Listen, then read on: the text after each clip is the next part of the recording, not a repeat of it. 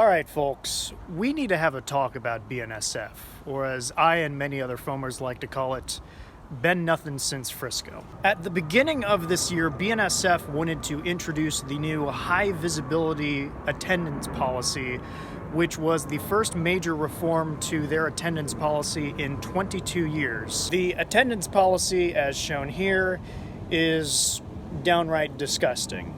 The Hi-Viz attendance policy is an egregious slap in the face to the crews of BNSF.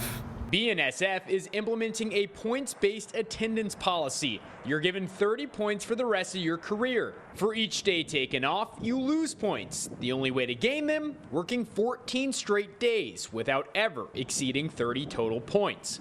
Before, workers were expected to be available 24/7 for 75% of their time. That would change. What the company has instituted without any kind of negotiations, any kind of talking with the unions, essentially takes us away from 75 to 85% of our time being available almost 90 to 95% of our time. BNSF's two biggest unions overwhelmingly voted to strike as a result of the policy. So, what did BNSF do? Did they go and negotiate with their employees? No, of course not. They ran to the federal government for help. Specifically, they went to the United States District Court of the Northern District of Texas, where in court filings, BNSF's attorneys argued that the unions were simply tilting windmills and were the patron saints of lost causes, as quoted from Don Quixote. The presiding judge, the Honorable Mark Pittman, who, keep in mind, was a Trump appointee because, of course, and was a member of the Federalist Society, the pro-corporate group, gave BNSF the ruling that they wanted because, of course. They say it's a minor dispute. How minor is it when your whole life is dictated by the whims of a rail carrier? How is it a minor dispute when your physical, mental, and emotional health is adversely affected? These corporations have been making record profits for years. They brag about it. The record low operating ratio, the record high stock price, the record salaries of the CEOs. The American people have had enough of this. The ruling barred both of the unions via restraining order from striking as a result of the policy, and the policy went into effect on February 1st. What makes the ruling even more egregious was that before he was ever a judge, Mark Pittman worked for the very same law firm that represents BNSF.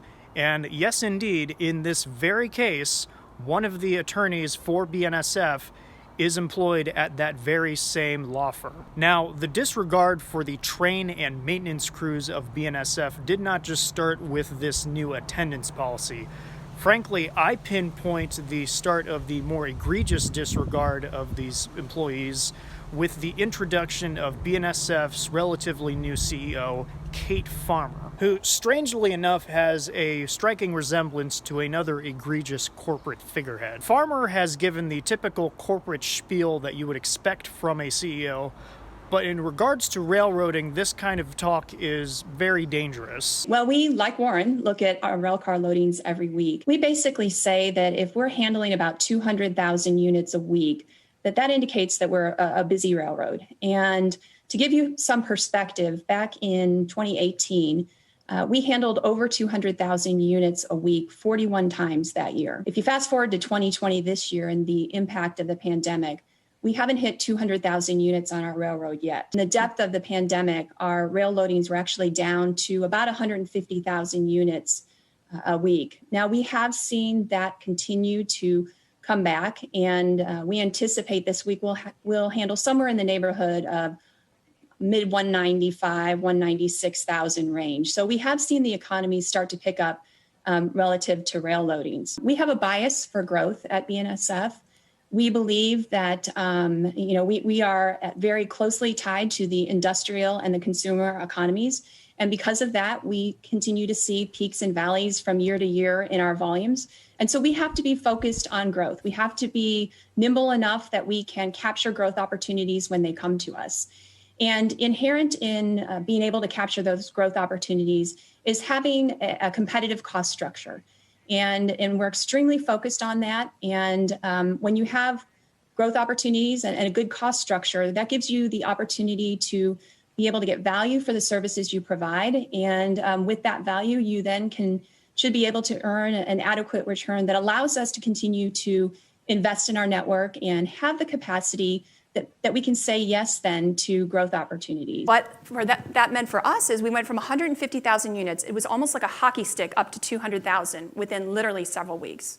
So we brought all those people back who had been furloughed. We started taking equipment out of storage, and then we were able to ramp back very quickly. Now that's not unique for us. We're a reflection of the economy, and so we match resources with business all the time. The other big thing we had happening across the global supply chain, predominantly in the United States, is real pressure on the labor market.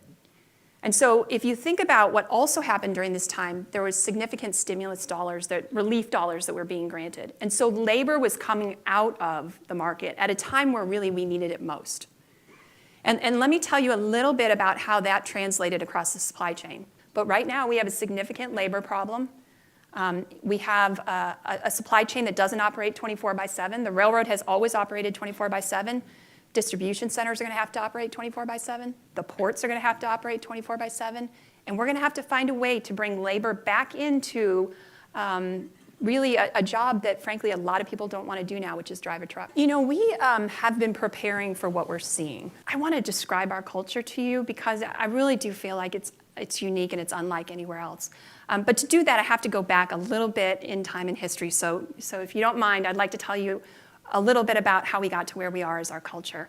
So as you heard in the video, we're a company that if you think about our predecessor railroads, the BN and the Santa Fe merged in 1995. And prior to that, our predecessor railroads go all the way back 170 years. And so if you think about that culture. Describe the culture surrounding this football team. You know, the culture is actually damn good. So we thought about our values, but then to prove out that vision, what he said was, well, how are we going to actually, we know how we're going to make decisions, but how will we know we've been successful? And he came up with evidences of success. And for us, that was really easy. And it's still the evidences of success that we look at today. It's our customers first. It is our employees, the communities that we serve, and back then it was our owners, because we were a publicly traded company, our shareholders, and now our owner in Berkshire. And we know underneath each of those, there's different things that tell us, are we being successful? Can our employees come and be safe in their jobs every day? Can the communities that we operate through feel good about BNSF operating through their communities? I was involved in 7 crossing accidents that tend to, they tend to really play with your mind a lot. The sentiment amongst the entire workforce at BNSF is that we're tired, we're exhausted. You've taken everything you can in terms of the quality of our lives. Imagine getting called to go to work at 2 o'clock in the morning.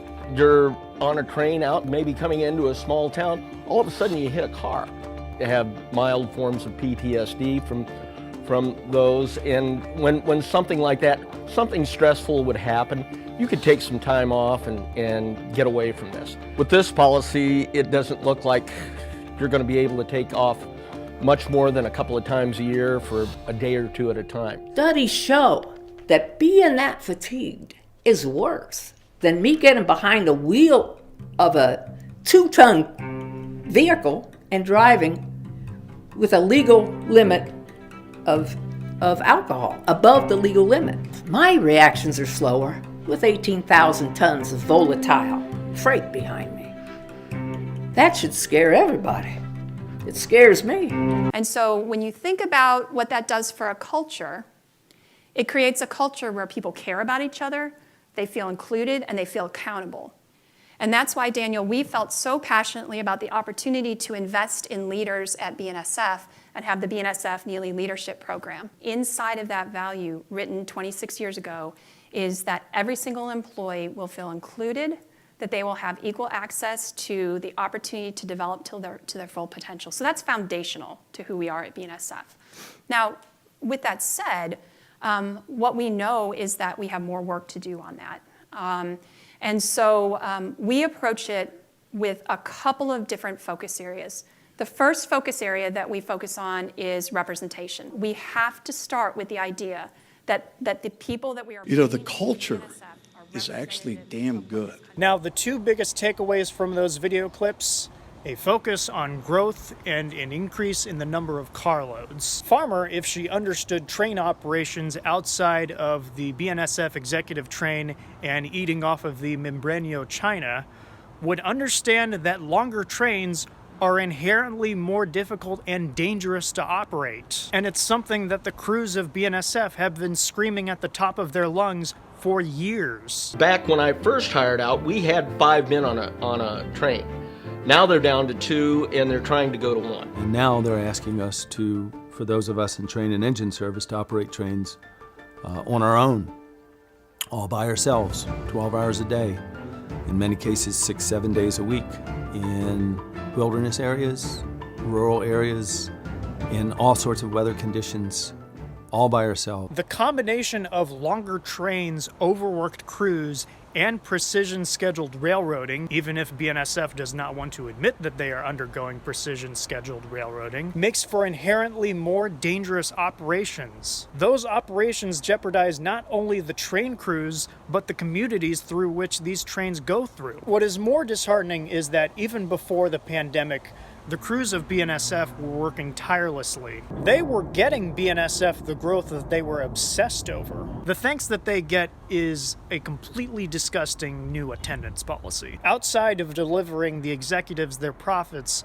the employees of BNSF have been powering America through all of the work that they do. Not only that, BNSF crews have maintained the track that I and countless other Amtrak passengers have gone over aboard Amtrak trains. The employees of BNSF come far and wide all over the country, and to see this complete and blatant disregard for their health and well-being and safety, on top of that, the disregard for their families, is extremely nauseating. Things desperately need to change, not only for the employees of BNSF and their families, but also for the communities through which their trains go through, as well as all of the customers of BNSF that will adversely be affected by this new attendance policy.